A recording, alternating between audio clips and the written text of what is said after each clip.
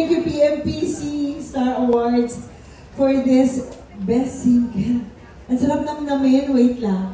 Best Single Performance by an Actress.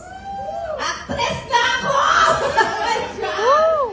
And lahat, ilan po yata sa inyo, alam nyo na, first love ko ay dancing. Siguro from Eat Bulaga to Daisy Siete, hanggang sa nagkaroon ako ng interest sa acting sa Amaya. Doon ko naintindihan na bilang actress ay kinakalaban ko lagi yung sarili ko. Kapag may binigay sa aking role o trabaho, sinisigurado ko na mas mahigitan ko yung ginawa kong huling role.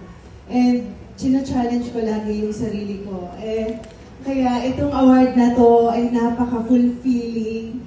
Kaya ninamnam ko kanina, napaka-rewarding. Maraming salamat. And sa lahat ng kasama ko sa nominasyon, para po sa inyo to, sa lahat ng katrabaho namin sa industriyang ito, mula sa lahat ng staff, directors, lahat, co-actors, maraming salamat po. At syempre sa aking home network, mulat sa pool na tumuntong ako sa showbiz industry, ang GMA7.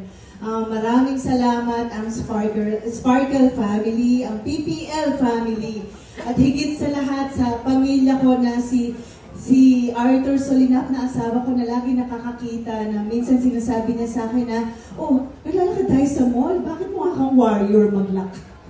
So, may method ko na minsan, at syempre sa anak kong si Shiloh, anak, para sa iyo to.